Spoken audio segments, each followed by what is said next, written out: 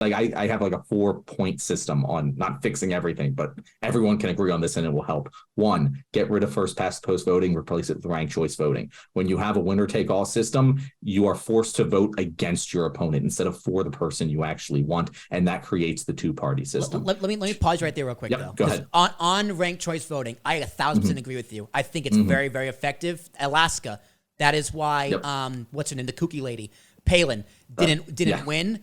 But then again, they did it for New York City mayoral election, and it's confusing. That is the one thing I will say about ranked choice voting. It's very, very confusing. Please continue. It's confusing to you now or to us now because we're less used to it. If we implement it now, our kids will be like, yeah, no, it's just easy. Like, this is how voting works. Like it's not actually like I believe the American population can figure it out. It's going to take a cycle or two, but I do think I agree with you. It is the very much way to do it. They just need someone to market it and sell it better. Because if you break it down, it makes the most sense. But it's like, wait, there's 2 rounds, there's 3 rounds of voting for more than one person. It's hard to conceptualize, but once it's there, it works. So I agree with you. Ranked choice voting, number 1, that's a great start. Number 2, what you got? Number 2 is get money out of politics, end the Citizens United decision, end corporate lobbying. Fun fact for people who don't know it: if the American population supports 0% of the American population supports a bill versus 100% of the American population supports a bill, there's hardly a change in its probability of it becoming law. But if you narrow that population down to just the top 10%, it is a direct correlation between the more people who support the bill, the more likely it is to pass. And that is because of lobbying in Congress.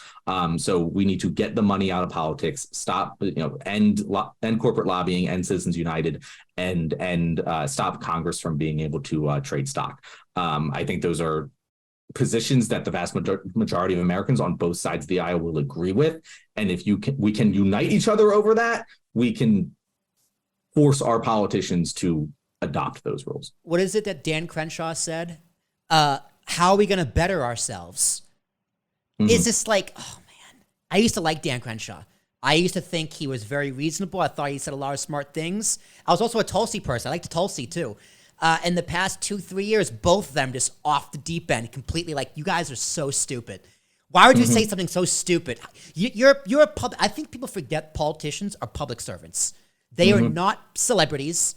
They are not supposed to be rich. They are public servants. And I think this is a me idea now. How much should politicians be paid? What's the average income of your state? That's how much you're paid. If the average income of Nebraska is $36,000, guess what? You're getting paid $36,000. Have fun affording an apartment in D.C. Try a second job. And most of them have second jobs and alternate income streams. They're fine. They don't need more. They, as you said, they are public servants. I like to liken especially the president. I think we should think about him like we think about our head football coaches. If you are unwilling to criticize Biden in the same way that you or Trump or whoever your guy is, in the same way that you would criticize your head football coach, like as you said earlier, like the leftist infighting. I'll get people like yelling at me like, you shouldn't criticize him like this. This is our guy. We got to support him. It's like, just because he's our guy doesn't mean I have to support every decision he makes. I yell at Nick Sirianni all the fucking time on Twitter. It doesn't mean that like I don't love the Eagles. I yell at him because I want the Eagles to be better. Right. And it's the same thing with Biden, with any politician out there.